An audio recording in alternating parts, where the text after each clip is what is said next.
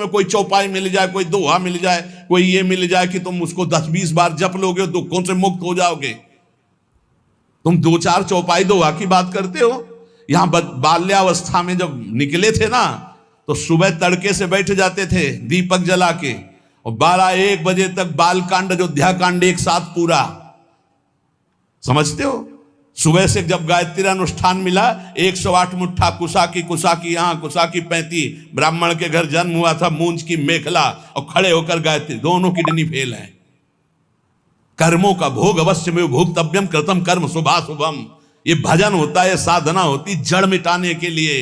अब अगला जन्म नहीं होगा, अनंत जन्मों का हिसाब किताब बराबर। अब जा रहे हैं श्री जी के पास, श्री जी के पास जाना है।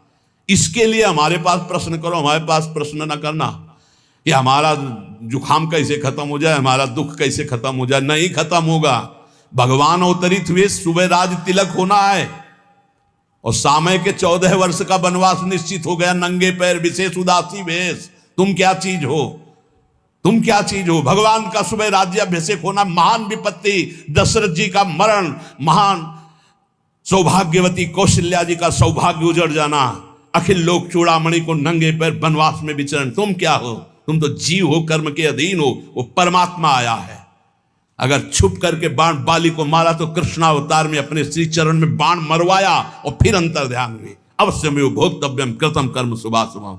नहीं बचोगे दुखों से। दुखों से ऊंचाई पर उठ जाओ। क्या भजन करके अध्यात्म की ऐसी ऊंचाई, इस शरीर में दुख है और आप भगवद आनंद में मगन हो। ये चुट पुट 2-4 चौपाई और 2-4 माला से माया पर विजय नहीं प्राप्त कर लोगे। रात दिन निरंतर भजन करो, उसका फल मांगो कि हमें भगवत साक्षात्कार हो जाए, तब दुख की जड़ नष्ट हो जाएगी। दुख की जड़ है आवागमन, दुख की जड़ है अविद्या, दुख की जड़ है शरीराभिमान। इसका नाश हो जाए। हमारे पास कोई औषधि नहीं है भाई, तुम्हारे चुट पुट वाली औषधि नहीं, सीधे औषधि है। जड़ से वृक्ष को उखाड़ के फेंक दो, इस संसार वृक्ष को, तुम्हें कभी दुख स्वप्न में नहीं आएगा। तुम्हारे शरीर में इस जन्म में दुख आएगा, लेकिन तुम ऊपर उठ जाओगे, दुख तुम्हें छू नहीं पाएगा। इसकी दवा है, इसकी दवा नहीं। इसीलिए हम एक दिन का सुना होगा सत्संग, यहां बोले थे कि है कोई, तुम लोगों को बहुत ड्रामे पर और नौटंकी नाटक पर विश्वास है कि वो कलावा बांध दे, वो जंतुर बांध दे, वो छूछा कर दे। करे आके छूछा है त्रिभुवन में कोई? आओ, हमारे प्रियालाल से बढ़कर हो तुम। जिनकी हम शरण में हैं, उन्होंने विधान किया है, तो तुम विधान मिटा दोगे? आओ, बोलो छू जाओ, किडनी चेक करवाओ, डायलिसिस खत्म। हाँ, बढ़िया है, करो, आओ भाई। हमारी प्रार्थना है, अवश्य में भोक्तव्यम कृतम कर्म शुभाशुभम।